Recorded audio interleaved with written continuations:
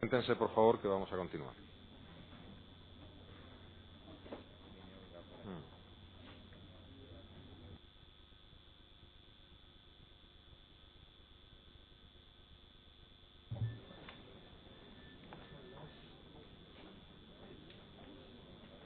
Bien, vamos a continuar. Silencio, por favor.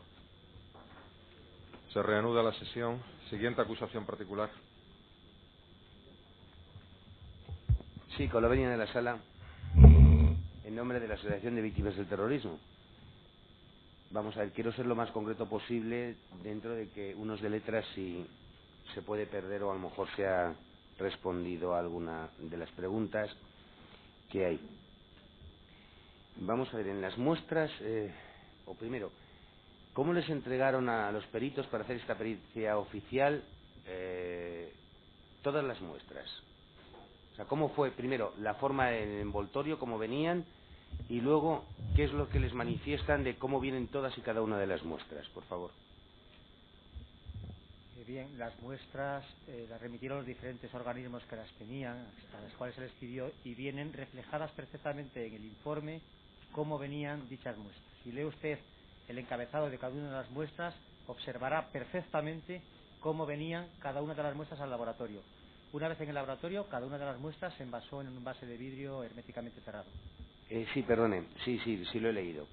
Lo que yo me refería es un poco el tipo de contenedor conforme les remiten. Es decir, eran bolsas de polímeros de alta densidad, eran bolsas de papel, bolsas de pues una bolsa de Carrefour o de cualquier otro sitio. Es decir, eran cajas de cartón. Ya sé que en su informe lo ponen. Lo que quería saber es un poco pues esa idea general de cómo son remitidas o cómo las reciben ustedes todas y cada una. Lo normal es que cada muestra viniera en una bolsa de plástico. Esa bolsa de plástico podía venir después en otra bolsa de plástico, a su vez en un sobre y a su vez en una caja. Es decir, pero el contenedor final y físico de la muestra era casi siempre en todas las muestras una bolsa de plástico, exceptuando la muestra 9.5 y 10.2 que vino en tubo Falcon. Y la muestra de las piedras que venía en una bolsa más grande porque no cogían evidentemente y después los cables también venían en bolsas de plástico de otro tipo. Roberto, ponga la pantalla para que se haga una idea. Principio de publicidad para que se vea cómo están las actas. Eso es parte del acta de recepción de muestras, ¿verdad? Continúe, señor. Si es mientras para que se vaya viendo. Sí, perdón, señor presidente. Vamos a ver, efectivamente en su informe reflejan además muy bien lo que es toda la reacción. Esto venía en cada una de las muestras, venía en cada bolsa, a su vez venía identificado cada elemento, con quién lo había recogido, cómo se había entregado, dónde se había abierto, es decir, todos los datos de lo que sería una cadena de custodia completa. Gracias, Roberto. Bien, nosotros recibimos las muestras con las correspondientes actas y así lo quedó reflejado. La parte anterior de dónde estaban y cómo estaban, dónde llegaron y cómo llegaron la desconozco. Sí, no, perdone. Totalmente documentada las muestras, sí, hasta el momento en que llegaron al laboratorio. Perdone lo que es la pregunta. Por ejemplo, en cada bolsa donde venía una muestra, venía en esa bolsa una etiqueta o, por ejemplo, impreso en la bolsa, pues una serie de datos y esos datos en rellenos de tal manera que se sabía quién lo había recogido, cuándo se había recogido. Eso es lo que yo le preguntaba. Todas las muestras vienen identificadas, como se indica en los encabezamientos de cada muestra, y para nosotros era suficiente. Es decir, nosotros lo que teníamos que analizar son unas muestras que teníamos que identificar, y la identificación que se analizó fue la que provenía de las propias muestras. Bien, con lo cual tenía pues un número, una identificación de un sumario, una identificación de una letra, etcétera, etcétera, etcétera, y así se fue relacionando muestra por muestra, y así se hizo la relación identificativa de cada muestra en el encabezamiento que supone cada una de ellas. Bien, con lo cual todos los peritos están de acuerdo que les daban una cadena de custodia o un origen, un destino y un íter de cada una de las muestras que iban a analizar. ¿Están todos los peritos de acuerdo en ese sentido? No, lo que tenemos es, por una parte, el estado en el que se recibieron, que queda visualizado en las fotografías que se incluyen en el informe, en las diversas cajas de cartón, sobres, bolsas, etcétera. En el informe pues sí se ha procurado describir de manera ordenada de fuera a dentro, de dentro hacia afuera, la muestra tal como se recibía, lo que el envoltorio que tenía, por una parte, y por otra, las actas de entrega desde un organismo oficial hasta policía científica, y lo que hicimos fue relacionar los ítems descritos en cada una de las actas con las muestras correspondientes que venían identificadas pues numéricamente, numéricamente o con alguna letra, con algún signo. Y el aspecto también que presentaban, que estaban secas, estaban de aspecto más humedecido, más pastoso, menos pastoso. Para responder a la cuestión, quizá con algo más de precisión, yo he de añadir que vi una cadena de custodia que traía la muestra de titadín que presentó la Guardia Civil. Sí. Roberto, ponga la pantalla para que se vea un ejemplo de lo que dicen de las fotografías incorporadas.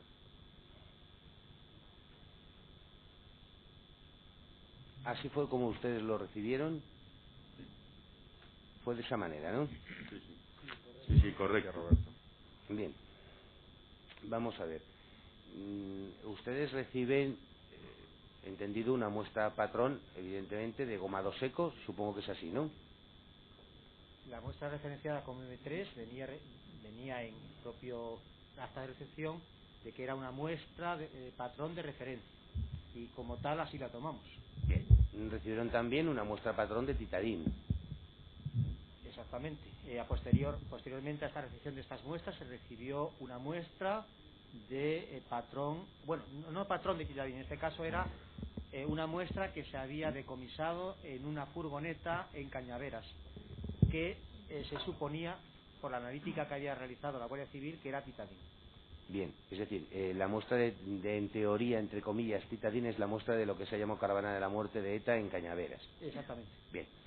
¿Reciben ustedes, dado que aquí estamos hablando de focos de explosiones, una muestra de titadín explosionado en algún momento? No. No. Perfecto. Yo le ruego disculpas si voy a alterar alguna vez las preguntas porque he estado intentando ver para no perderme. Vamos a ver, las muestras que reciben, según tengo entendido, todas de ellas, excepto lo que es el polvo de la bolsa M1, vienen ya lavadas, tanto por agua o por acetona, o por los dos medios, como medio de obtener pues las resoluciones. Recuerdo al señor letrado que sobre esto los peritos han declarado ampliamente y han aclarado que hay alguna otra muestra, y lo hacen constar así, que puede no estar lavada en su totalidad. Bien, disculpe, según señoría. dicen ellos en su informe. Sí, disculpe, señoría, es verdad que se había dicho antes. Vamos a ver.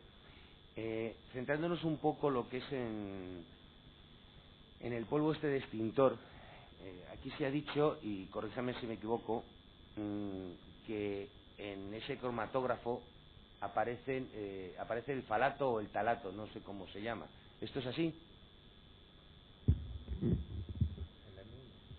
Sí, correcto. Esto es así. Bien, vamos a ver. El talato o el falato es un compuesto que está no solo o puede estar no solo en explosivos, sino en múltiples elementos. Por ejemplo, estos falatos están en las pinturas, en pinturas plásticas, en plásticos tipo PVC. Es un componente, no sé, es un plastificante. Es un plastificante que acompaña a todos los productos de PVC, puede acompañar a pinturas como aditivo, a múltiples productos. Le oigo un poco bajo. Es decir, que es un compuesto, es una sustancia que se utiliza como plastificante del PVC en pinturas de ese rango, y que desde luego está en muchos objetos y productos que están por ahí en el medio. Como aquí se han planteado distintas hipótesis a la hora de decir, estamos hablando de una muestra que es un polvo de extintor, que tiene un colorante, que ha sido analizado varias veces, que aparecen esos falatos. Vamos a ver, eso se entiende que está en un foco de explosión. Un foco de explosión de un tren está pintado. Puede ser, lo pregunto como a manera de hipótesis, que en esa muestra aparezcan falatos de la pintura con la que se ha pintado el interior de esos vagones del tren? Hombre, es un elemento que puede migrar. O sea, el eftalato es un plastificante que se utiliza en el policloruro de vinilo para darle elasticidad y para transformar un polímero rígido de naturaleza rígida, darle elasticidad. Eso es para lo que se utiliza un plastificante. Para el tema de las gomas y para las dinamitas es para darle plasticidad. La plastilina, lo que decía. ¿Verdad? Es muy cancerígeno. Sí, no, exactamente no, y aparte que migra. ¿Saben ustedes si la Unión Europea está autorizado su uso en pinturas? ¿En pinturas para la vida diaria? De hecho, yo he trabajado durante muchos años en una empresa industrial y lo hemos utilizado en cantidades enormes. ¿En pinturas? No, en aglomerantes para fibra de vidrio. ¿Para fibra de vidrio? Fibra de vidrio. En aglomerantes sí, pero digo en cantidades, o sea, como pinturas normales, no lo sé, por eso les pregunto. Señoría, es que la pintura plástica, o sea, el eftalato va migrando a la superficie y se va haciendo la pintura rígida y quebradiza, es decir, se agrieta, es decir, la pérdida de ese plastificante lógicamente hace que la pintura se vaya, pero no es una pérdida total y absoluta. En el caso que nos ocupa, evidentemente, si ha habido una acción sobre un tren, en el supuesto no estamos hipótesis de que la pintura de los trenes tenga talato. Efectivamente, que sea una pintura plástica. Evidentemente lo ha preguntado el letrado y yo lo tengo que contestar. Otra pregunta, por favor. Sí, con la venia. Vamos a ver, evidentemente estoy planteando una hipótesis porque es una de las cosas que he averiguado cuando se han hablado de los falatos. Si este falato, yo no sé si es cancerígeno o no. Es decir, si como hipótesis, dado que es un foco de explosión y que aquí parece que los peritos han dicho que ese polvo puede ser contaminado por unos cuantos, no iba a decir múltiples elementos, por unos cuantos elementos, si este también podía ser un caso más de los que había. Pudiera. ¿Están todos los peritos de acuerdo en ese tema? Por mi parte, sí. Bien, cuando hablamos de talato nos estamos refiriendo al talato que aparece aquí, de dibutililo, a ese nada más. Bien, por ir acortando, más que nada porque se han respondido aquí muchas cosas, voy a entrar en el tema de la contaminación y para mí hay dos temas importantes, en principio, de lo que es la contaminación. Por un lado, el hecho de la estufa, es decir, ustedes han hecho un experimento con una estufa y si aquí se ha hablado por parte de un perito que es que tiene una puerta atrás que se abre y se cierra y eso puede dar lugar a que haya contaminación de muestras cuando lo que yo entiendo de sus informes es que no ha habido traspaso de elementos químicos entre unas muestras y otras. No, señor letrado, lo que dice justamente el perito, sino que me corrija, es lo contrario, que al ventilar, ventila todos los vapores y eso evita que se hayan contaminado las muestras que habían en el horno, según el perito 47. Hay otros peritos que discrepan de esa conclusión. Sí, ya la han expuesto largamente. Quizá sería interesante clarificar, señoría, lo que es un régimen laminar de desecado en una estufa. Y cuando es un régimen laminar, lógicamente la temperatura se mantiene, va entrando poco a poco, ¿verdad? Porque si no, si entra de golpe, lógicamente los bajones de temperaturas no podrían mantenerse. Sí, eso lo hemos entendido. Vale. Sí, señor letrado. Sí, yo que, vamos, por lo que he entendido en las respuestas, el perito con la letra de DNI C no estaba de acuerdo con lo que era el ensayo realizado ni sobre los resultados sobre el envejecimiento. ¿Esto es así? Sí, efectivamente. Estoy de acuerdo con los resultados, pero no con la interpretación de ellos que figura en el informe general. Dijo usted esta mañana en la tabla. En la tabla. ¿O es en el informe en general? En el informe general se ha incluido una tabla al final del anexo de envejecimiento que es con la que no estoy de acuerdo, porque creo que plantea una interpretación de ese ensayo que es sesgada. Bien, y este sesgamiento, sí. ¿por qué lo entiende usted? Ponga la pantalla, por favor. A tratar de explicarlo. Mire, antes hablamos de las páginas ¿se refiere a esas tablas? 176 a 178. ¿Se refiere a estas tablas? A continuación, la página 178, después de ella... ¿Esta? No, la Esta es la siguiente. 178. Entonces, la siguiente, tengo... ¿Esta? A esa me refiero. En esa tabla se interpretan los datos teniendo en cuenta el DNT.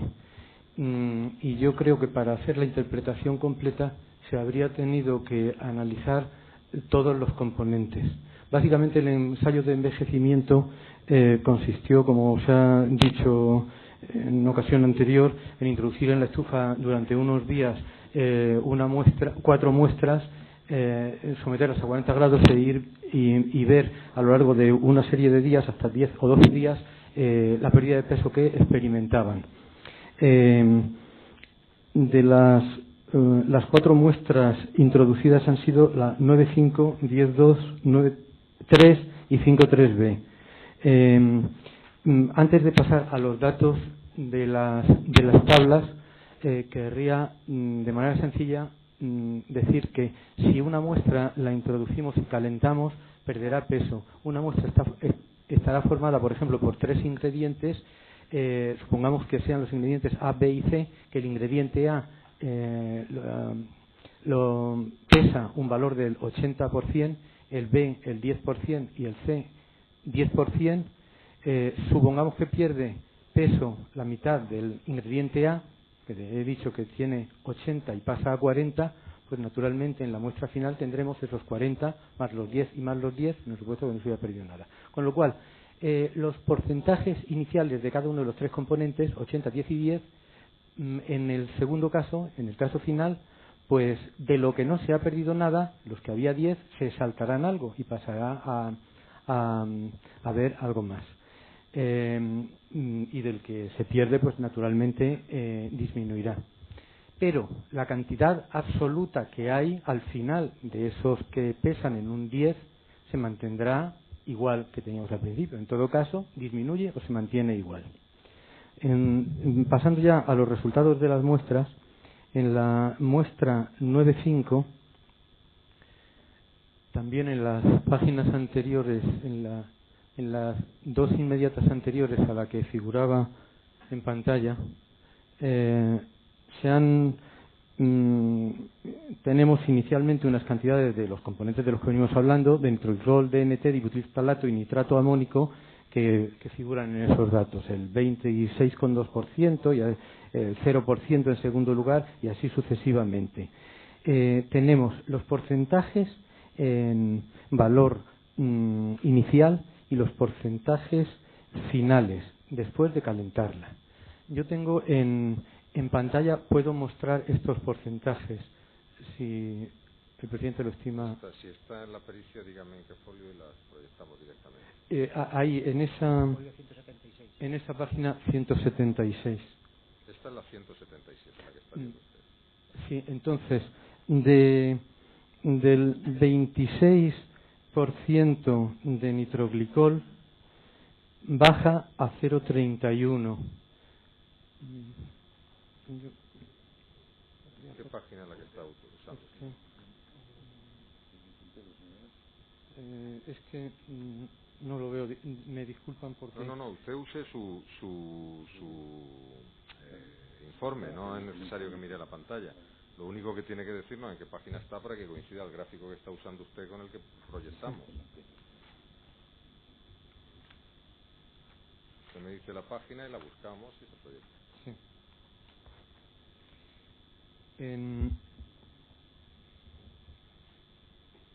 El porcentaje inicial, en la muestra del 9.5, el porcentaje inicial de nitroglicol es de, en la página 176, tabla superior. 76 no. En la 77. Aquí. Es de 26,23. Nitroglicol. O sea, esta. Sí. SDN, ¿verdad? Sí, el SDN. Nitrotonueno, vamos a ir una por una. Bueno. Dibutilfalato, Sí. y NO3 es el nitrato. El nitrato amónico, y como no sumaban 100, pues para que sumen puesto el 8. Para entendernos, ND no determinado. ND no determinado, sí. No detectado. Pues bien, aplicado este porcentaje a la cantidad de muestra analizada, que es 1,339, como figura en la tabla inferior, en la muestra 9,5, en la segunda columna, debajo de P1, 1,339, da una cantidad de 0,3 gramos aproximadamente. Yo tengo los cálculos detallados, pero no puedo. Da aproximadamente 0,3 gramos. Como se observa que este nitroglicol se pierde hasta el 0,31, como figura en la tabla superior 9,5E, porcentaje de este nitroglicol debajo del 26-23, pues prácticamente ha desaparecido casi todo y por tanto en la muestra quedan 0,002. Del 0,3 pasan a 0,002.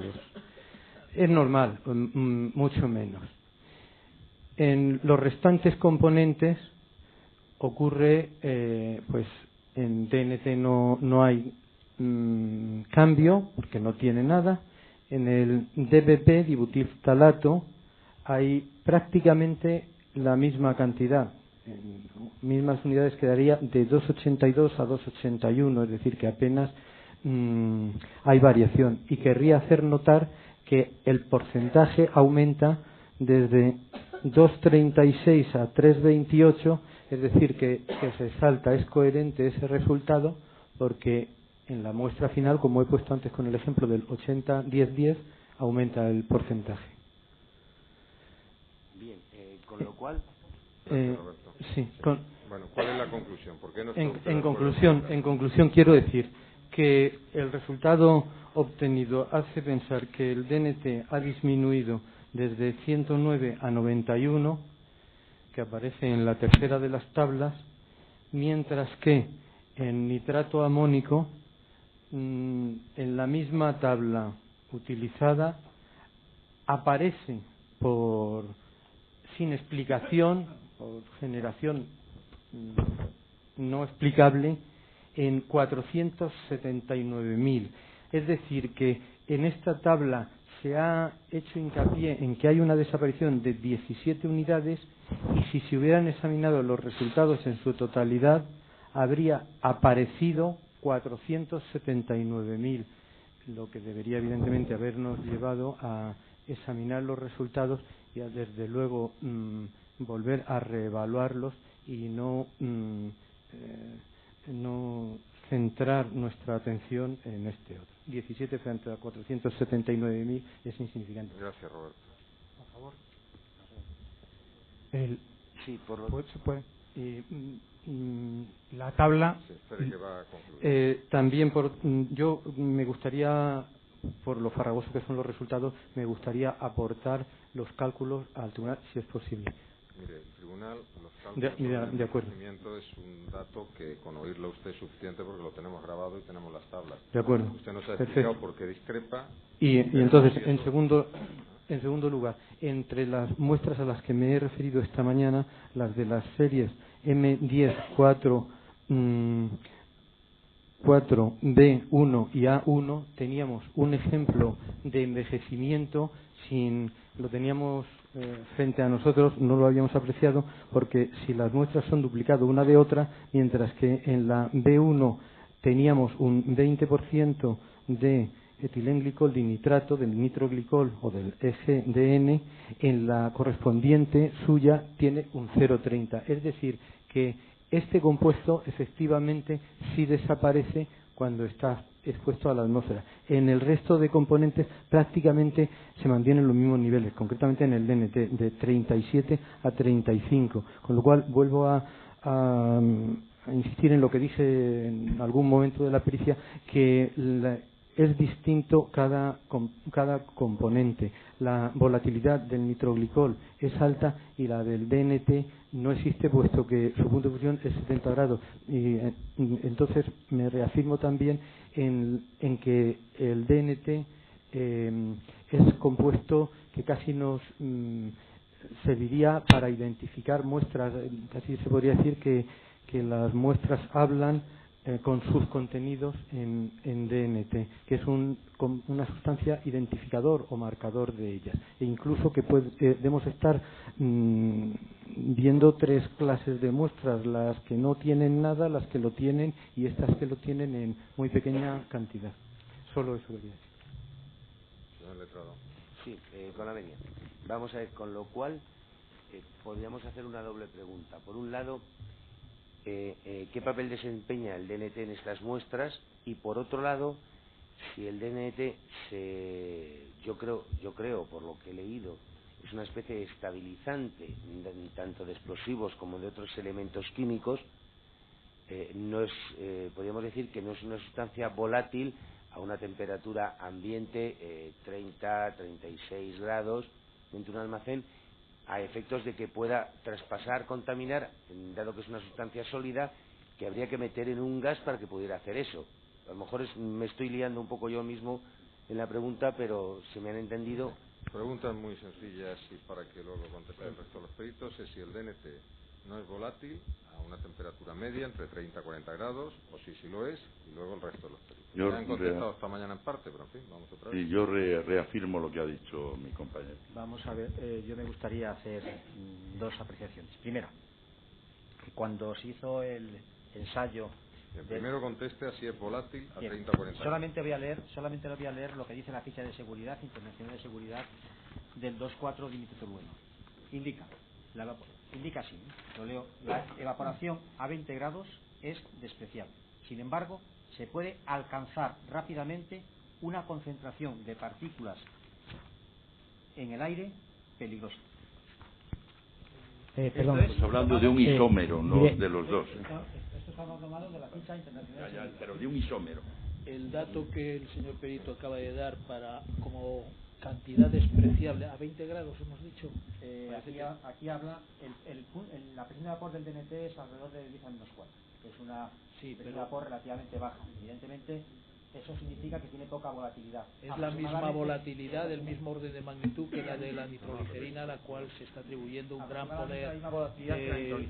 Sobre esto ya hemos discutido esta mañana y ayer amplísimamente. Sin embargo, en la prevención indica que la sustancia se puede absorber por inhalación. Eso quiere decir que debe haber una concentración suficiente en el aire para ser peligroso. Y uno de los motivos por los cuales la empresa Maxam transforma la fabricación de goma 2 EC en goma 2 ECO es precisamente este. Es decir, para evitar el peligro que pudiera provenir del 2,4 DNT, que es cancerígeno por inhalación, sustituyen este compuesto por el dibutiltalato.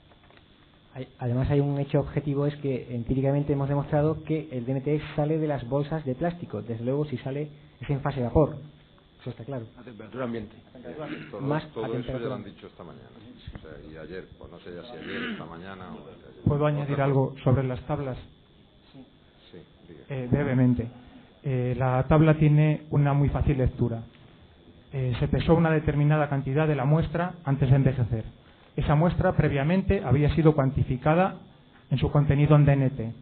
Luego, aplicando una simple regla de 3, sabemos la cantidad absoluta de DNT que hay en la muestra que se introduce en la estufa. La muestra, una vez acabado el experimento, es cuantificada de nuevo en cuanto a su contenido en DNT. Aplicando una simple regla de 3, se puede calcular la cantidad absoluta de DNT presente en la muestra. Haciendo una resta de ambos números, está claro que se ha perdido DNT.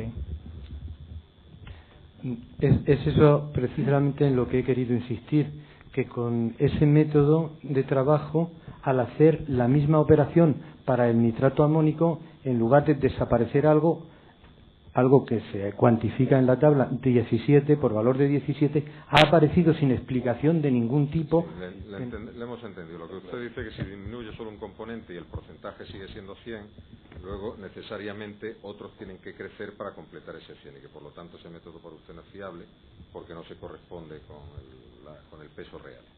O sea, con el peso real. Sí, le hemos entendido. Bien, otra pregunta. Sí, con la venia, y vuelvo a repetir. Bueno, un momento, el último perito que quería añadir algo, diga.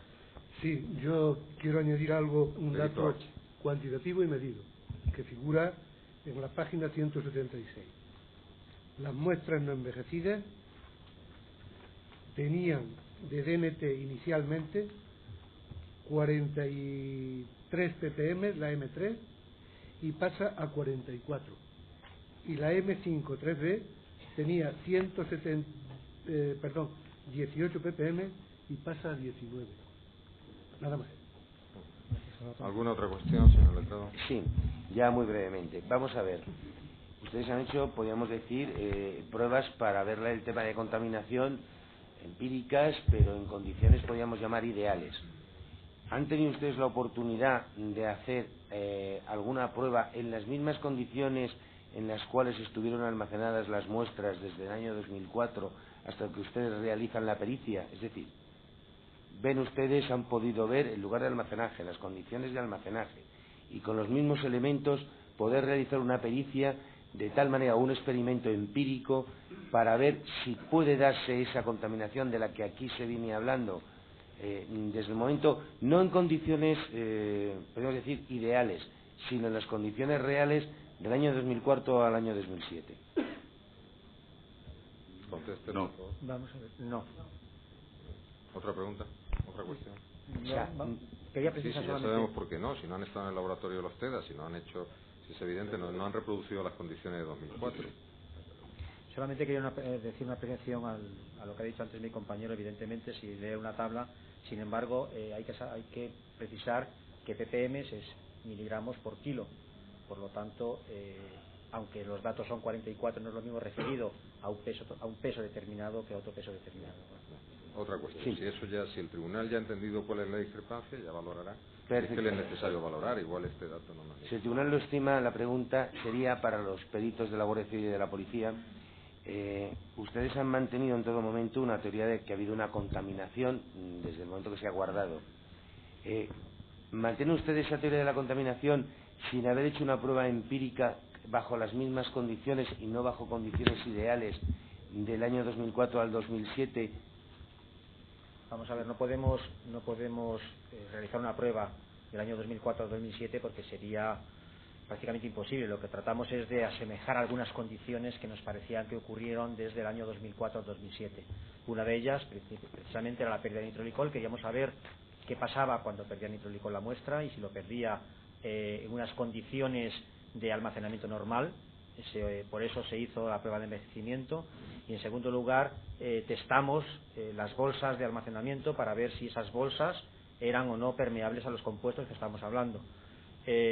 Para saber si esas bolsas eran adecuadas o no en el almacenamiento de las muestras.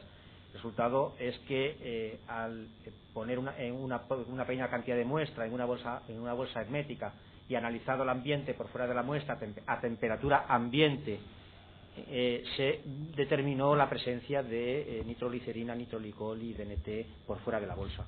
Ese es el experimento más parecido para determinar la idoneidad de esas bolsas de almacenamiento. Yo disiento totalmente, respetando lo que ha dicho mi compañero, por varias razones. Primero, porque las muestras que se han recibido, las bolsas que recibimos, yo pedí las características técnicas, ya lo he dicho, y se podía haber hecho otra prueba, y disiento un poco, más efectiva, y por eso nosotros solicitamos la presencia o la custodia, qué custodia tenía, dónde estaban almacenados los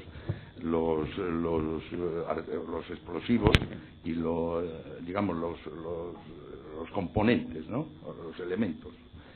Aunque estoy utilizando terminología a lo mejor no correcta, pero dónde estaban almacenados para poder haber tomado una muestra de ese aire donde estaba el armario, que eso se puede hacer perfectamente, o como hicimos mi compañero y yo, que tengo a mi izquierda, hacer un cromatograma o una cromatografía de gases y poder hacer un blanco y ver y comprobar si realmente en esa evolución de esos 2 o 3 años había habido algún problema con las bolsas. Yo, como no se me ha aportado ese certificado, para mí el experimento que hemos hecho no tiene ningún tipo de validez ni rigor científico. Vamos a ver, yo quería... Perdón, por favor. Vamos a ver, yo quiero decir, el experimento que se ha hecho es con una bolsa del envasado que se han pedido directamente a los TEDAS. Segundo, el tratar de investigar, de valorar si en el almacén de TEDAS había contaminación o no. Vamos a ver, estamos hablando de 3 años de duración. Pero eso es una valoración del tribunal. Perdón, usted hace, no. Eso es una valoración del tribunal. El tribunal no autorizó esa petición, que por cierto vino por vía inadecuada, por las razones precisamente de procesalmente no tenía ninguna garantía. Otra cuestión, por favor.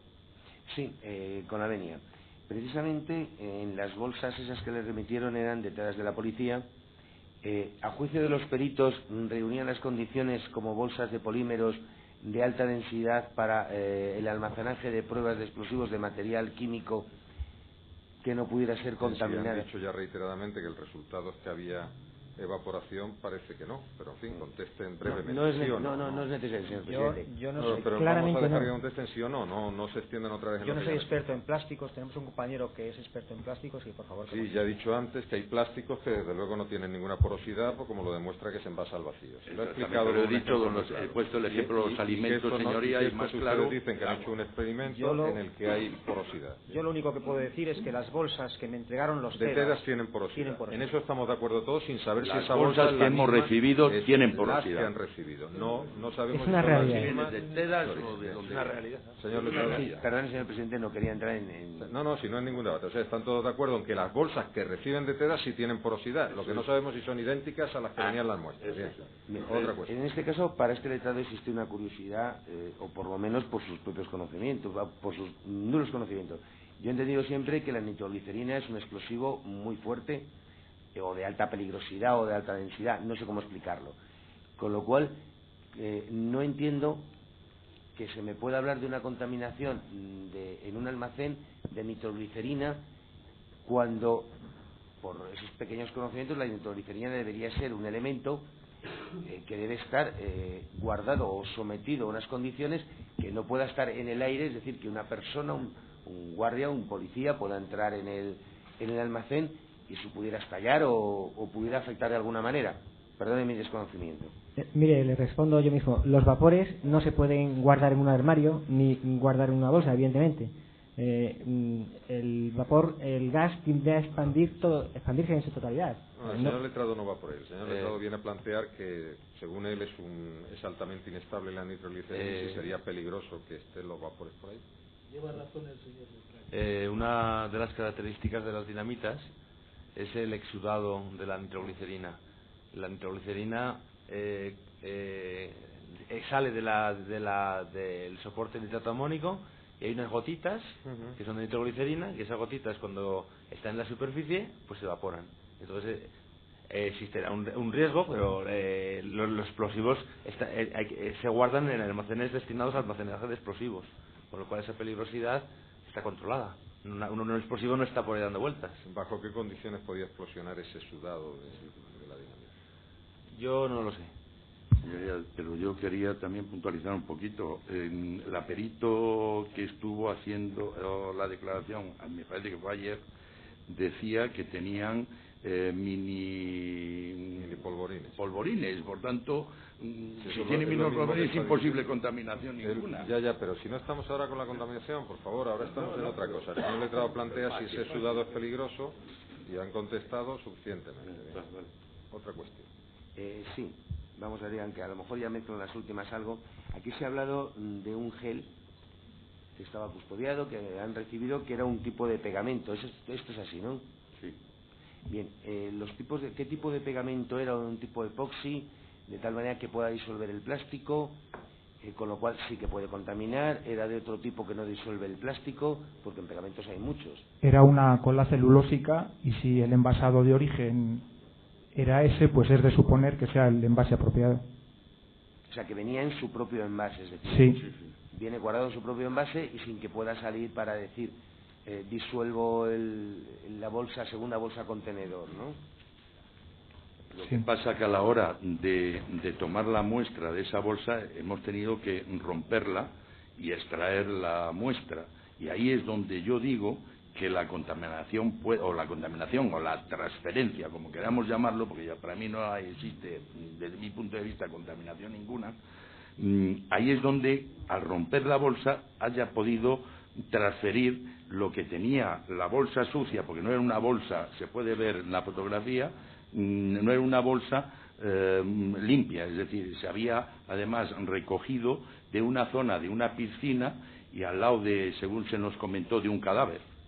Sí, con respecto a esto tengo que decir que en todas las muestras se llevaron a cabo las good laboratory practices, las buenas prácticas de laboratorio, y evitando en la mayoría de lo posible las contaminaciones entre muestras.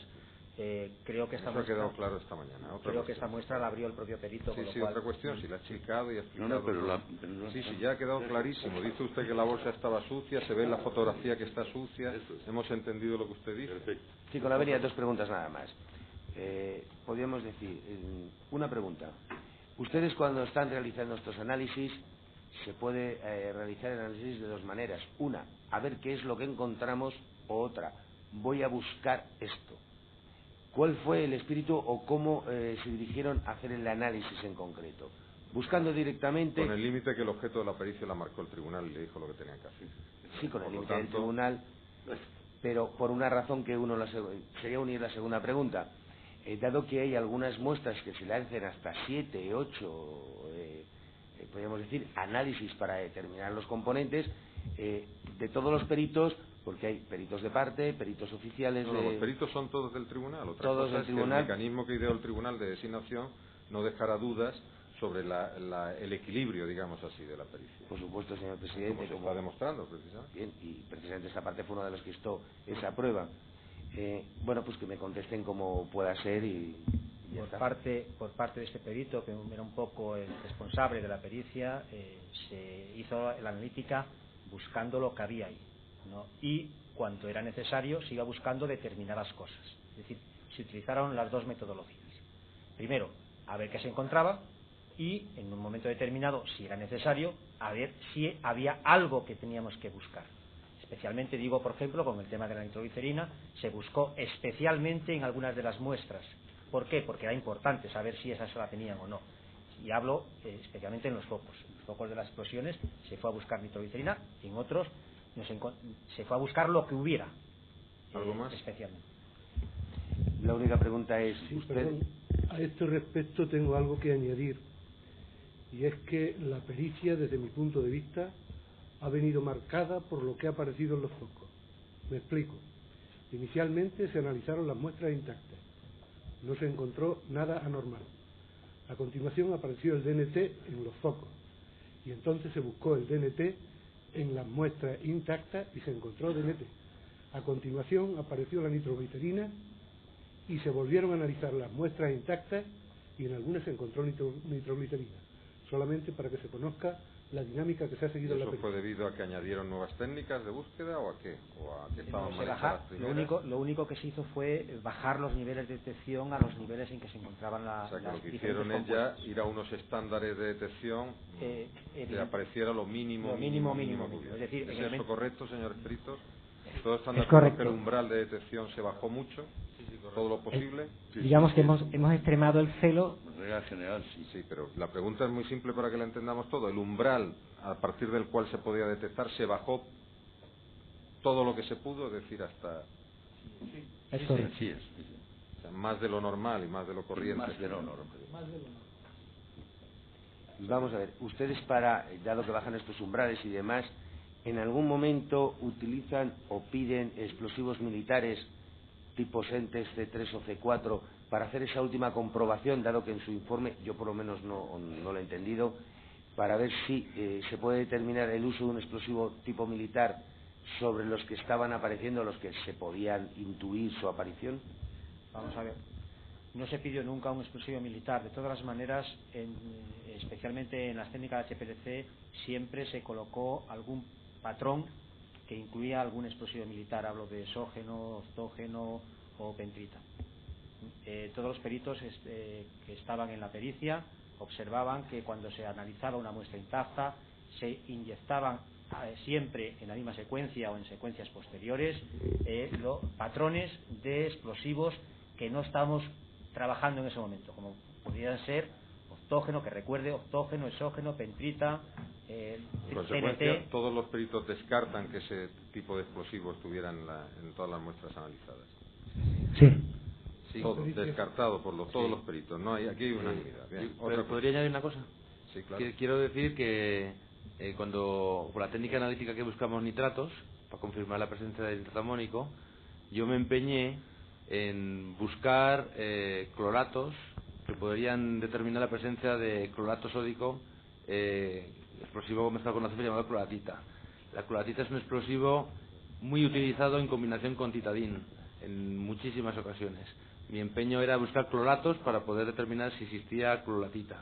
El resultado fue negativo, no apareció ningún rastro de clorato. Por lo tanto, todos los peritos descartan que hubiera pentritas, otros tipos de explosivos con exógenos tipo militar, cloratita. Eso está descartado por todos, unánimemente. ¿Alguna cuestión más? Última pregunta.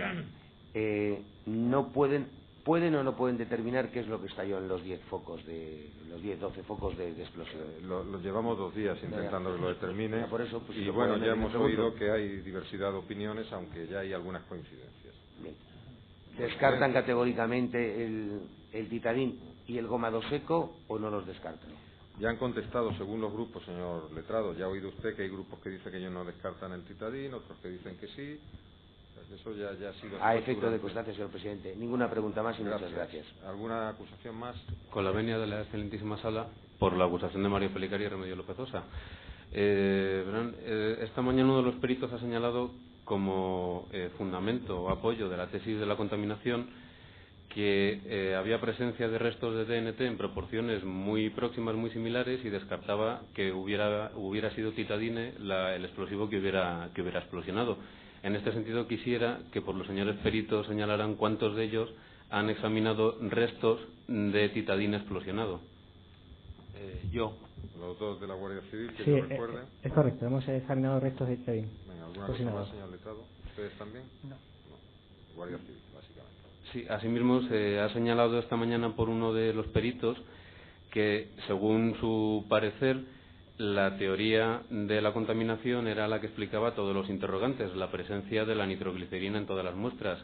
Yo quisiera saber si algún otro de los peritos está en condiciones de señalar otra hipótesis que respondiera igualmente a todos estos interrogantes a los que se refería su compañero. Se han expuesto varias hipótesis y ustedes no tienen otra alternativa, no saben por qué, en definitiva. O sea, los peritos discrepantes no saben por qué se produce. Bien, otra cuestión. Ninguna pregunta más, muchas gracias, señor. ¿Alguna acusación Por la más? venia de la excelentísima sala, la acusación número 13 de Isabel Ruiz Borrallo. A la vista de lo que ustedes consignan en la página 18 de su informe, en la que hablan de que es posible la contaminación y que con el tiempo las dinamitas se sudan, ¿no les llamó la atención que el tanto por ciento de nitroglicerina que consta usted en la página 21 de la muestra número 1 fuera el 0,0034% pp y que en la muestra número 2, que es goma 2 seco, el tanto por ciento de nitroglicerina fuera 0,0030, es decir, prácticamente la misma? Efectivamente, ya hemos hecho algún comentario al respecto y es uno de los puntos que apoyan en nuestra opinión, nuestra teoría de la contaminación, o yo diría hechos demostrados de la contaminación. Yo apoyo a mi compañero, evidentemente esa es una de las puntos en los que me baso para esa alteración de las muestras. Hay muchísimos, pero uno de los interrogantes que soluciona es precisamente eso. Yo estoy disentiendo desde el principio con mis compañeros y me baso en que los componentes fundamentales que intervienen en un polvo, es que son dos temas distintos. Estamos comparando una muestra que es un polvo de extintor que fundamentalmente tiene como elementos de fábrica sulfato... Sí, eso ya lo he explicado, lo que quiere decir que es muy absorbente. Exactamente. Por tanto, estamos comparando una posible, entre comillas, que yo no lo sostengo, no sé dónde viene, pero una posible contaminación que se está definiendo como contaminación de una muestra intacta de un explosivo frente a un elemento que no intervino en la explosión, sino que intervino sobre un foco de la explosión. Lo que el señor Esto Perito que quiere quede decir muy claro. en otros términos es que su discrepancia se basa en que la capacidad de absorción del medio, del vehículo polvo, es mucho mayor que la posibilidad de contaminación de la goma. Y que por lo tanto no son magnitudes comparables como hace el señor Letrado. Ha entendido usted perfectamente, señor. Sí, después de 3 días. Yo sobre esta... Perdón, por señor, favor, perdón, otra pregunta. Perdón, señoría, yo sobre esta apreciación quería decir que la capacidad de absorción del sulfato amónico es una capacidad iónica, es decir, el sulfato tenemos cargas negativas y el amonio cargas positivas, y el nitrato amónico estamos prácticamente en lo mismo. Habría que estudiar muy a fondo cuál es mayor absorbente, si el nitrato amónico o el sulfato amónico. Pero actúa como elemento impalpable, es decir, que es un polvo impalpable, precisamente el fundamento de apagar el incendio. Yo creo que ya lo ha dicho por activa y por pasiva. Guarde silencio, por favor. Estamos perfectamente ilustrados de las dos posiciones y de cuál es su planteamiento. Otra cuestión. Esta mañana decían ustedes que el dibutiltalato no es específico de la goma 2 eco. La nitroglicerina es específico de la titadine, lo digo porque parece ser que sí que está en medicamentos relacionados con el corazón. Es decir, cabría la posibilidad de que algún enfermo del corazón tuviera... Otra cuestión, no creo que estemos en esas hipótesis. Hipótesis en el letrado caben todas, por eso estamos intentando limitar las hipótesis. Con las que nos dan los peritos ya tenemos bastante. Las que han examinado, claro, teorías... Entonces, ¿la nitroglicerina es específico del titadín? Entre los tipos de titadín que estamos tratando. Es específico de una goma, de una dinamita que contenga nitroglicerina. Sí, se refiere, para aclararnos, el único titadín que nos interesa es el que ustedes utilizan como patrón, que es el de la caravana de Cañaveras. En ese hay nitroglicerina como componente. Otra cuestión. Ninguna pregunta más, señor. Gracias, señor. ¿Alguna acusación más? Sí, con la venia de la sala por la acusación de doña Ángeles Pedraza y otros. Yo quería preguntarles una cosa.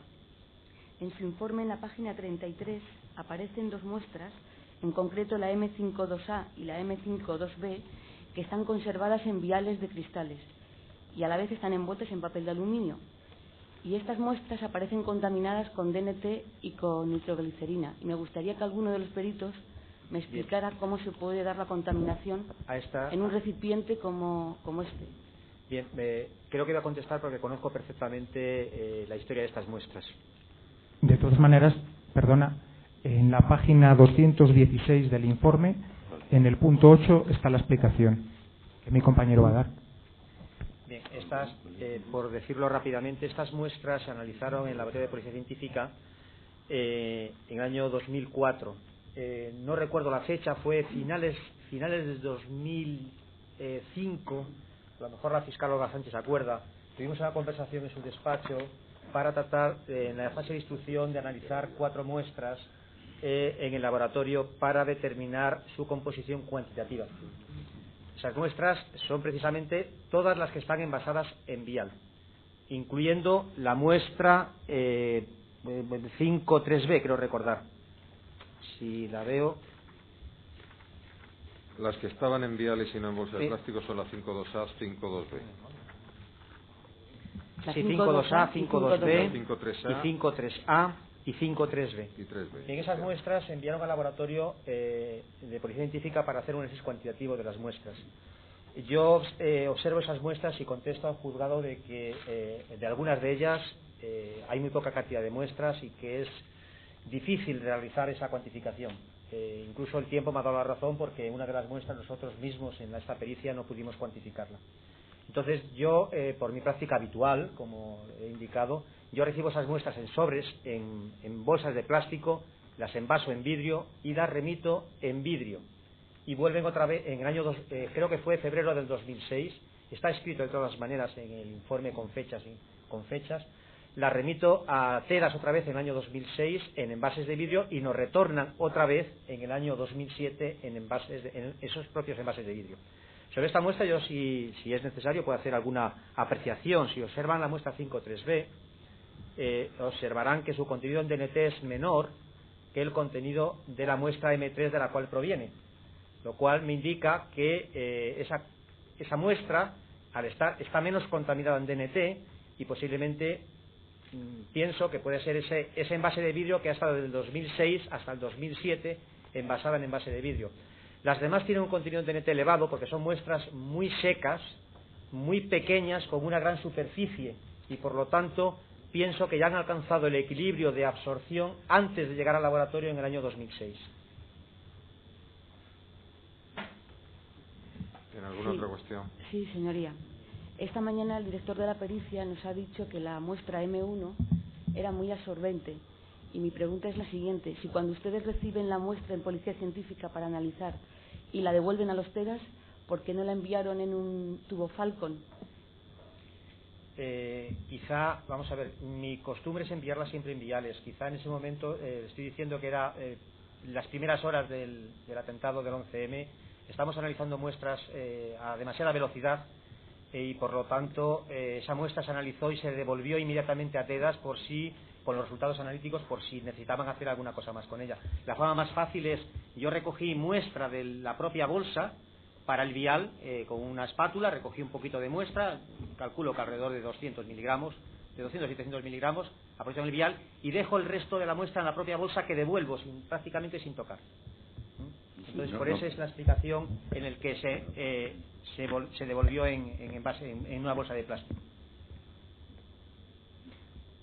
Cuando termine, creo que ha terminado ya esta explicación, porque quiero referirme a que mi compañero acaba de dar un dato en relación con la pregunta anterior de la muestra 5.3b, que tenía un contenido en DNT inferior al de la que procedía 18 en los números que están expresados aquí y procedía de una que tenía 42, pero también un duplicado de la misma muestra es la 5.3a y tiene 132. La explicación, yo creo también lógica con la teoría o hipótesis que barajamos, es decir, la muestra está envasada en una bolsa de plástico, es una bolsa pequeña, es una bolsa con mucha superficie absorbente, mucha superficie específica y por lo tanto mayor contenido de DNT. Referente a la muestra M1, señoría, yo creo que cuando se abrió, ya lo dije, se desechó porque creíamos que lógicamente no iba a tener nada. O sea, que volvimos a ella, o sea, que eso está claro. O sea, por tanto, creo que la atención de meterla en vial y tal, pues no lo sé. Digo la...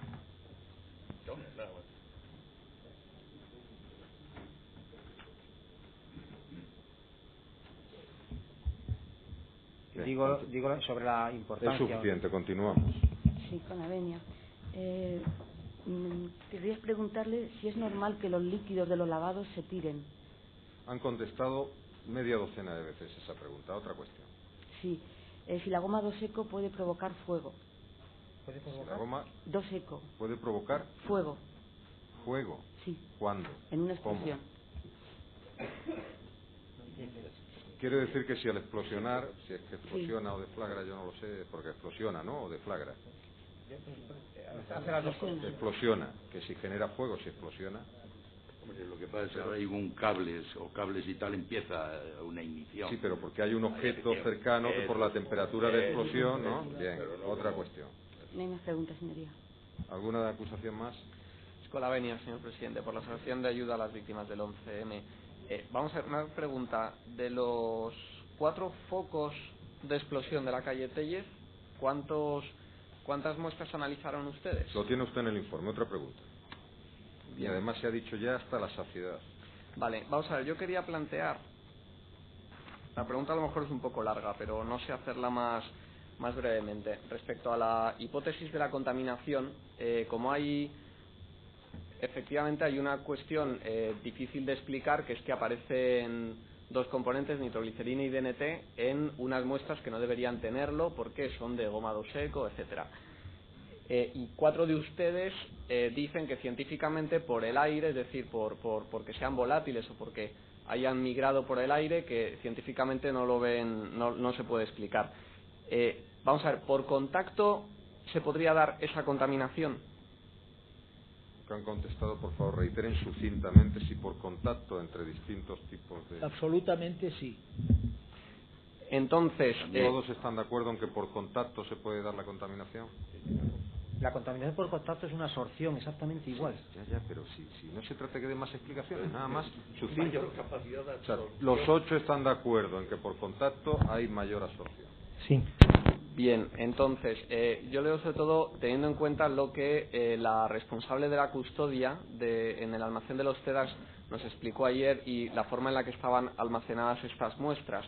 Es decir, que efectivamente entre estos explosivos del 11M y otros explosivos que se guardaban en ese almacén, efectivamente había una distancia, estaban en distintos armarios, cerrados, etcétera. Pero donde se guardaban las muestras del 11M, se nos dice que se guardan en esos sobres distintas bolsas con esas muestras. Yo lo que quiero saber es si el hecho de que durante 3 años esas bolsas con sus muestras dentro hayan estado juntas dentro del mismo armario facilita esa contaminación que algunos de ustedes, por vía de la evaporación, etcétera, no veían científico.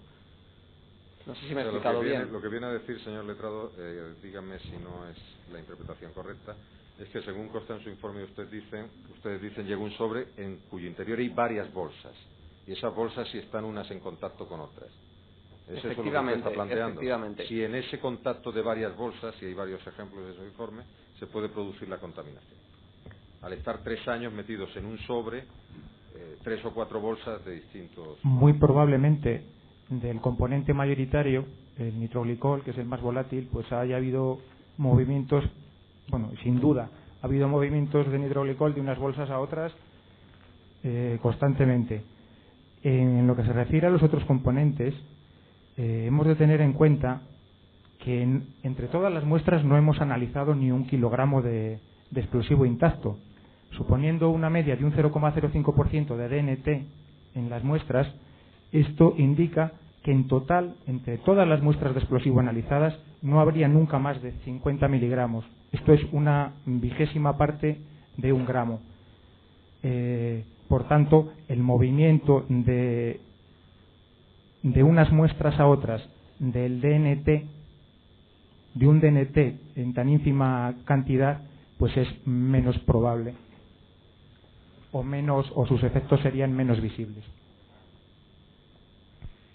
Y vamos a ver, esto suponiendo... Antes de avanzar, Roberto, por favor, ponga la pantalla. Bien, aquí tienen una fotografía de la muestra 10-4B5 y 10-4B4. Este es un ejemplo de lo que dicen que hay varias bolsas en contacto con explosivos según la leyenda que tienen ustedes ahí arriba. Ponen sí. 10-4B5A. Sustancia blanquecina sexta y seca con restos de envoltorio, un cartucho contenido en una bolsa etiquetada, piscina junto a cadáver, 6,8 grados. Situada junto a la bolsa que contiene la muestra M10-4B5B, en otra bolsa etiquetada, tal. ¿A esto se refieren ustedes? ¿A este tipo de...? ¿A esto es lo que se refería, señor letrado? Sí, a eso me refiero, efectivamente. Gracias, Roberto. Pero es que las muestras intactas, señoría, no vienen mezcladas con los focos, con los restos de los focos. Ya, pero como le está preguntando por las bolsas, sí es para que se ponga un ejemplo gráfico. Eso es evidente, que los restos de los focos van chapas y van otras. Y el hecho de que todas estas muestras hayan estado en el mismo armario, es decir, ya no todos los metros cúbicos de ese almacén, sino un armario más pequeño, ¿aumenta las posibilidades de contaminación dentro de ese armario? Si se abre con poca frecuencia, evidentemente.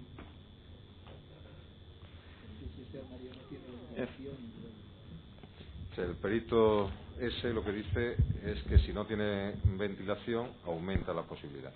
Vamos, como en cualquier armario. Está claro. Eso es lo que quería preguntar. Muchas gracias. No hay más preguntas. Gracias. ¿Alguna acusación más? Con la venia del excelentísimo señor presidente, la 9 y muy brevemente. Para los peritos que no son expertos en explosivos, quería hacerle una concreta pregunta. ¿Tenían ustedes alguna lista o referencia cuando hacen esta pericia sobre otras dinamitas y sus componentes, con cuáles comparar los resultados que iban obteniendo? Nosotros hemos utilizado unas analíticas que, señor letrado, ayer usted me parece que dijo que nosotros que no teníamos experiencias en explosivos, y evidentemente no, pero en analítica, en química analítica, tanto cualitativa como cuantitativa, quiero dejarlo muy claro, tenemos una experiencia bastante importante. Mi pregunta es más concreto que eso. No, tu pregunta ha sido suficientemente contestada ayer y hoy. Otra cuestión.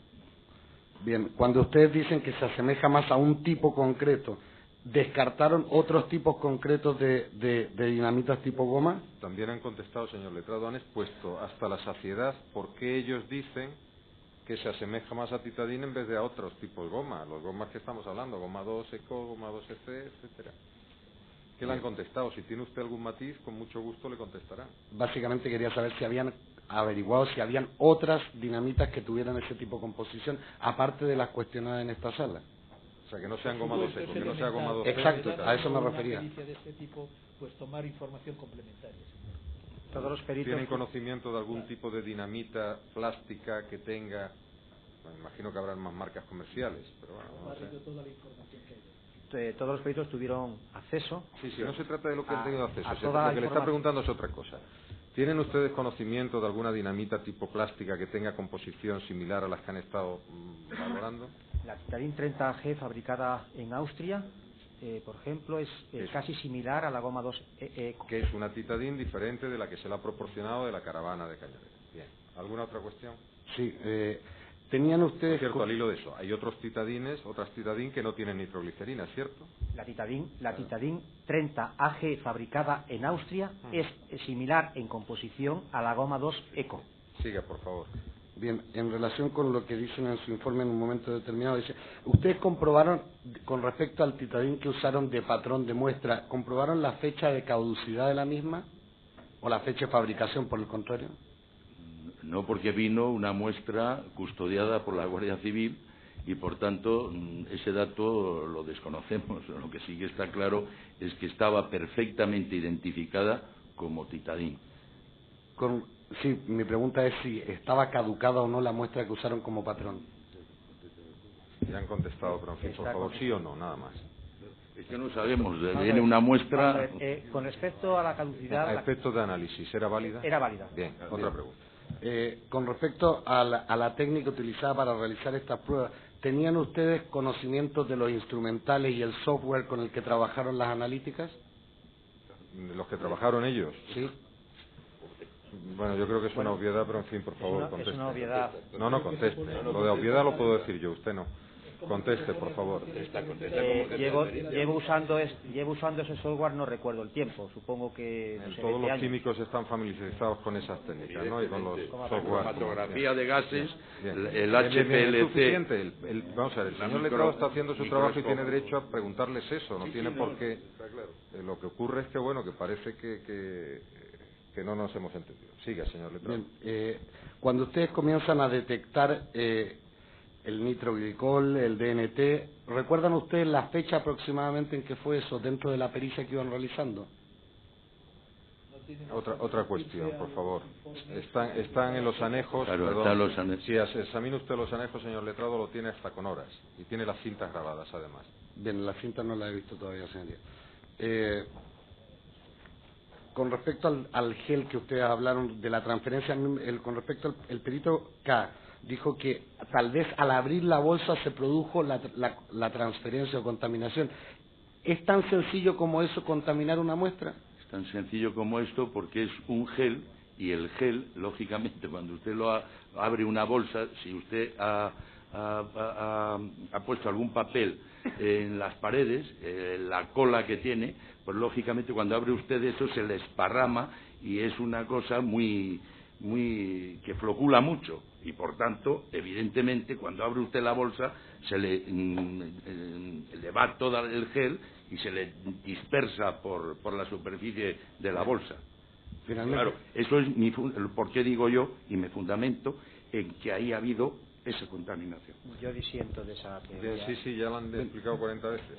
Cuando se abre esa bolsa, ¿ya estaba la muestra de titadina en el laboratorio? No, porque esto se hace en una campana. Señor letrado, no está discutiendo, el perito no ha dicho en ningún momento que la contaminación sea con otro explosivo que hay en el laboratorio. Se refiere a la propia suciedad que lleva la bolsa por fuera. Sí, yo preguntaba si podía ser otro el contaminante. Es que han dicho que no, que ellos utilizan la máxima prudencia y la máxima pulcritud en el manejo de las analíticas, de los explosivos con la analítica, ya no sé lo que es. Se puede visionar, señoría, porque está todo filmado sí, y por tanto lo pueden visionar cómo se ha trabajado. Que se filmara, o sea, sabemos perfectamente que está filmado. Bien. Finalmente, ¿tiene alguna explicación para la composición de la muestra M10-3A?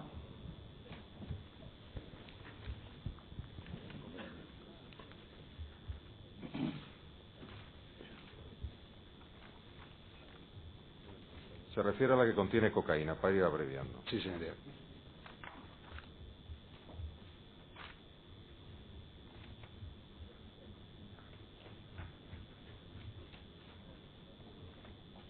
¿Explicación en qué sentido, señor letrado? ¿Cómo llegan los componentes explosivos a esa sustancia que parece ser... Vamos a ver, esa muestra, señores, si no lo muestro yo, ¿qué es? ¿Eso es cocaína? No, digo la base, que es polvo del desescombro de Leganés.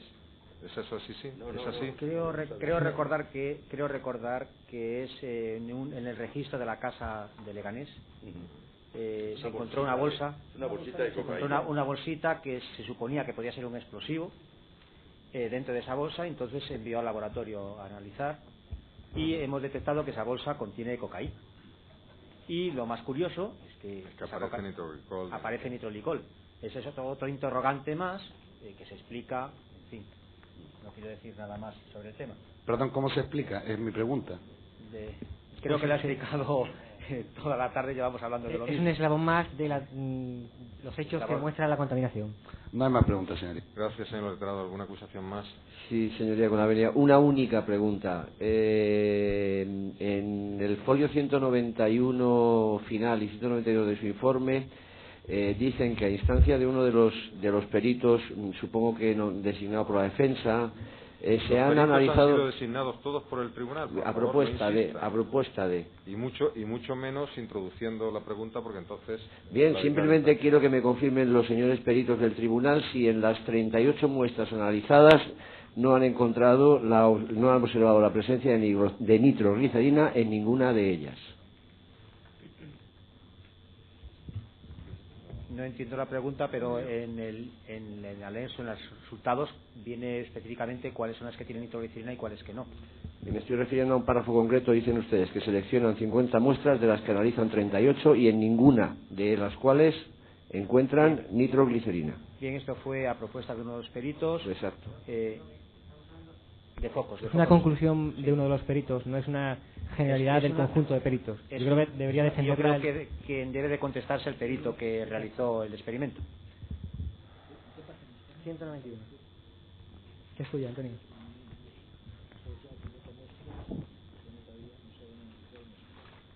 Efectivamente, había... Micrófono, por favor.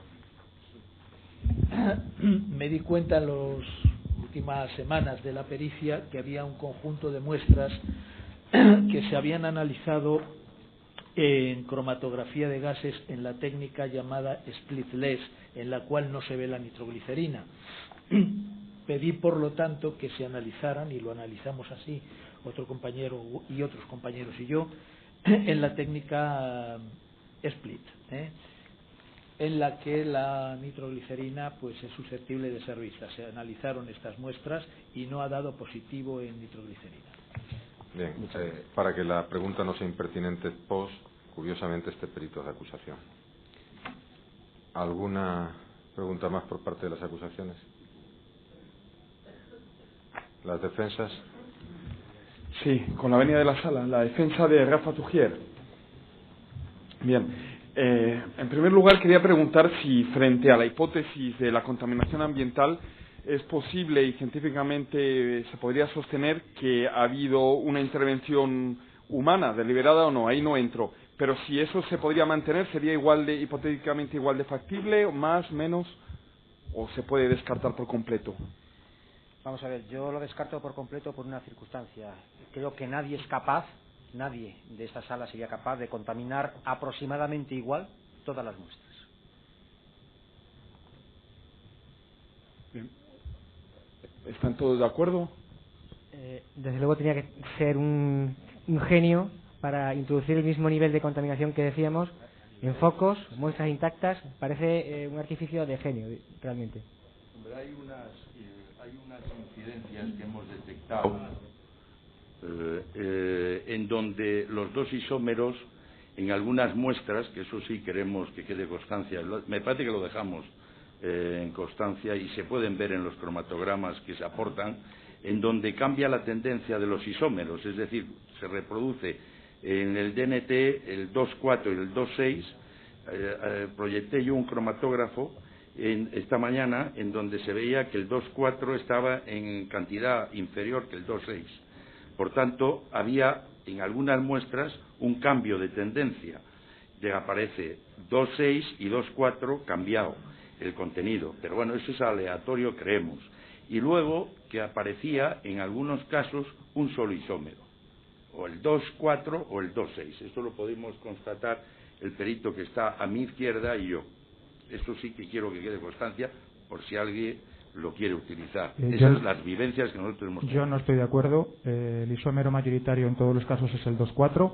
Hay que acudir fundamentalmente, más que a la cromatografía de gases, al HPLC para observarlo, y hay que interpretar correctamente los picos correspondientes a cada uno de esos dos isómeros. Bien, esa aclaración hecha, la cuestión es, ¿la contaminación humana la descartan ustedes, voluntaria e involuntaria? Yo sí. Creo que sí. Sí. ¿Todos o no todos?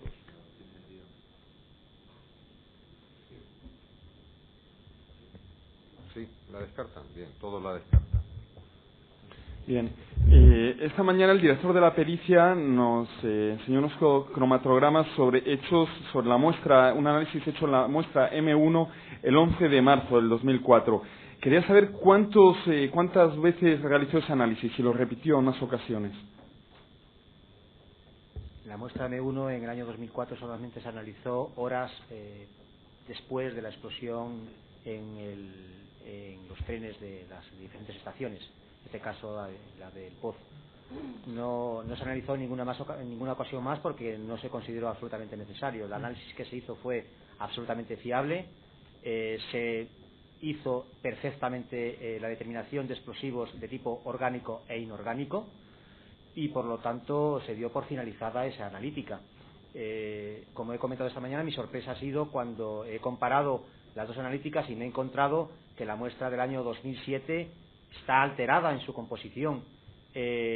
Yo he estudiado muy detenidamente la analítica realizada en el año 2004 y no tengo ninguna duda en estos momentos, absolutamente ninguna duda, de que la muestra del 2007 está alterada en cuanto a composición respecto a la del 2004.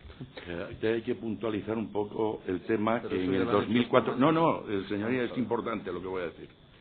En el 2004 el disolvente fue metanol. Nosotros utilizamos una mezcla de metanol y agua, creo recordar, si no que me corrijan mis compañeros. La analítica en 80-20. La analítica del 2004 efectivamente se realizó con metanol, pero con mis compañeros especialistas en explosivos saben, cualquiera de los dos disolventes, tanto acetona como metanol, es usado en diferentes laboratorios internacionales para hacer esta analítica. Pero no es reproducible, no se puede reproducir. No es reproducible el ensayo. Sí se puede. Es perfectamente reproducible. No. Estoy en desacuerdo, totalmente. Para que sea reproducible es, la teoría de todos, creo, y vosotros tenéis que nosotros nos hemos permitido unas analíticas, unos equipos, unos procedimientos y una metodología reproducible. Si no es reproducible, y es reproducible cuando se utilizan los mismos disolventes. O sea, no podemos decir que con este disolvente ha dado esto y con este disolvente. Si estamos haciendo un análisis en HPLC, que hemos dicho que es casi semi-cuantitativo. Por tanto, no... yo esto lo mantengo donde sea.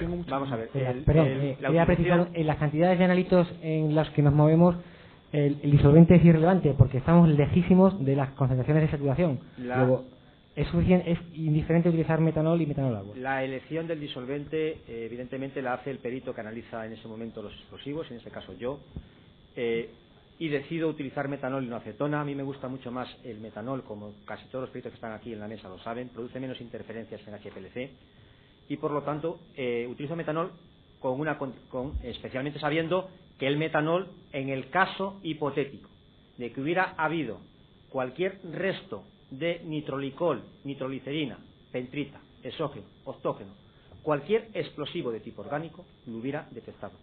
Solamente para decir una precisión más, yo participé en la analítica de la T4 y utilicé como disolvente metanol y apareció un explosivo orgánico. En cualquier foro internacional en el que he pertenecido... Es suficiente. ¿Alguna cuestión más, por favor? Sí. Perdón, el último perito, el perito... Bien, al hilo de lo que los dos peritos han discutido, de si era reproducible o era iguales las condiciones, no son iguales. Hay realmente una diferencia de utilizar metanol agua a utilizar metanol puro. Y hay otra diferencia que he señalado esta mañana y me permito reiterar, es que no sabemos la cantidad de muestra que el perito utilizó para hacer la... Bien, quieto. Y a pesar de que se esté muy lejos de la saturación, como ha dicho el perito sí, de detrás, esas son opiniones. Bien, un momento más, por favor. He dicho que es esta mañana que la muestra, evidentemente no puedo demostrarlo, intentaré demostrarlo con otras muestras más que analicé en ese mismo día. Si se me permite por el tribunal, la muestra M2, M3 y M4. O sea, aquí vienen a exponer lo que ya hemos sacado. La M2, M3 y M4 se analizó también en el informe 171Q1004 y 173Q104 y 173Q204. Por lo tanto, están también incursas en el procedimiento. Se analizaron también el mismo día, por lo tanto pueden servir como referencia. Segundo, la cantidad. Bien, yo estoy de acuerdo con el perito en que la cantidad es importante. Es decir, si yo pongo poca cantidad, evidentemente, si hay poco, voy a detectar poco. Lo único que digo es, primero, la cantidad mínima que tenía que utilizar para detectar el nitrolicol, lo he calculado y es alrededor de 1,5 miligramos. 1,5 miligramos es prácticamente nada. Es decir, cualquier cantidad que hubiera puesto superior a 1,5 miligramos hubiera detectado el nitrolicol. Y para el DNT, cualquier cantidad superior a 6,5 miligramos. ¿En eso están de acuerdo?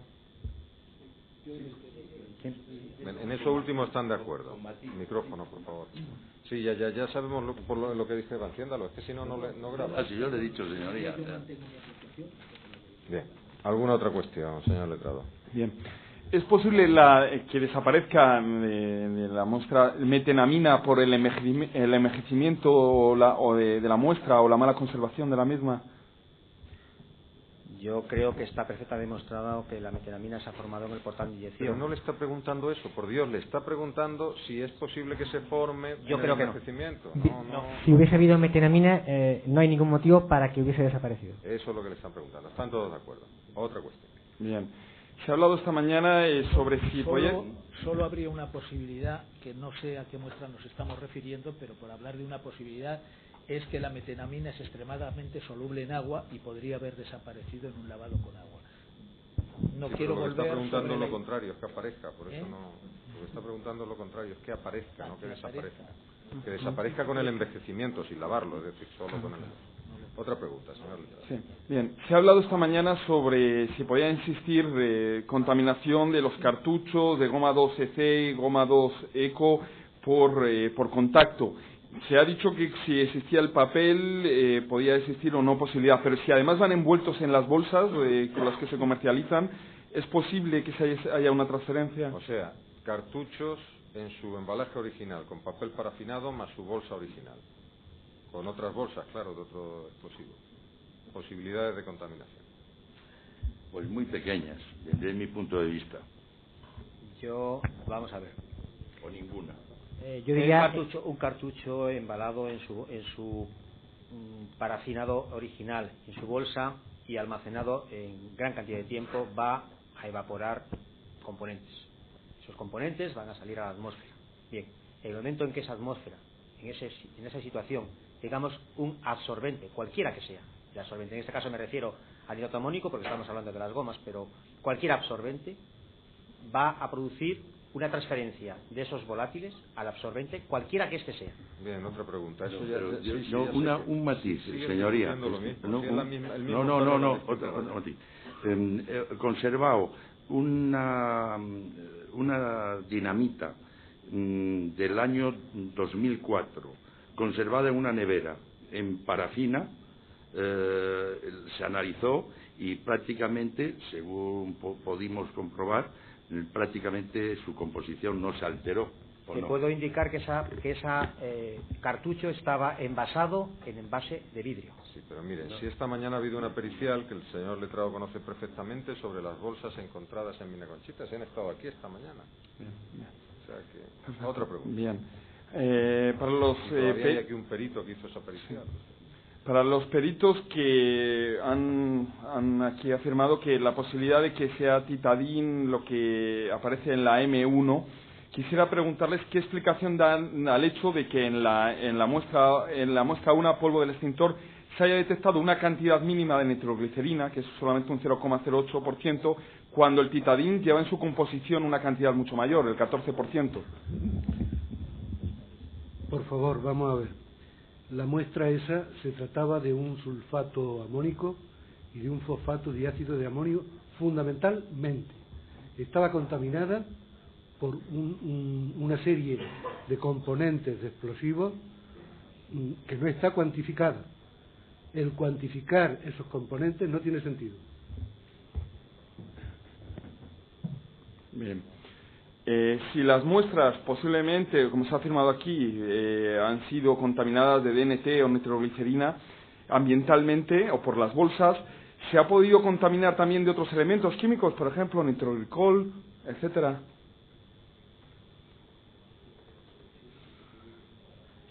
Vamos a ver, estamos hablando siempre de lo mismo, es decir, la contaminación es de aquel compuesto que se encuentre en la atmósfera donde están almacenados los compuestos. Cualquier compuesto volátil.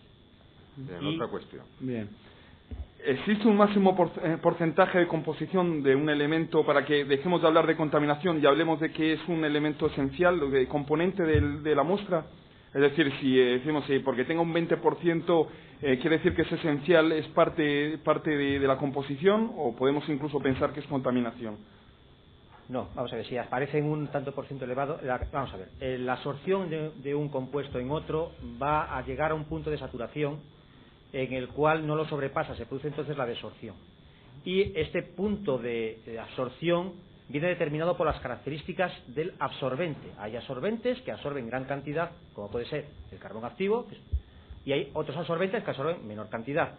No conozco las características, he intentado buscarlas, no hay en bibliografía nada que haya encontrado de las características absorbentes del nitrato amónico.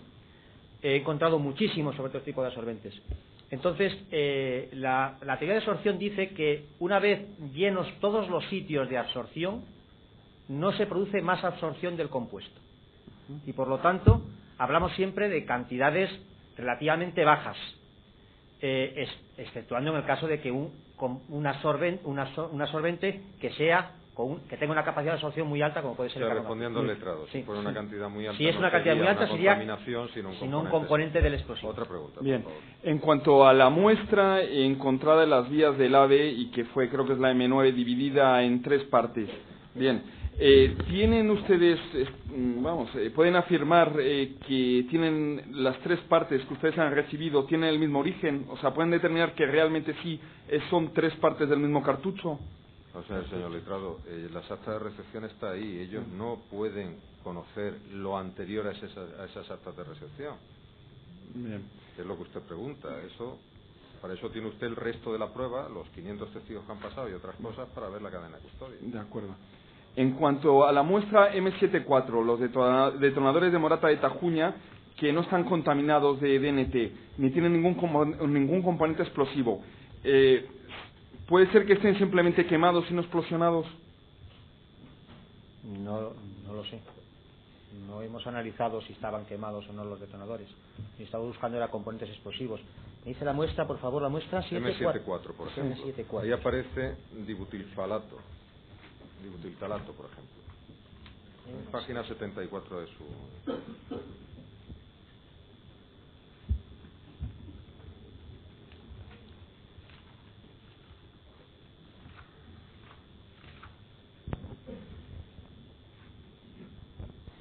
Según dice la leyenda de la muestra, dice restos de 5 detonadores eléctricos explosionados.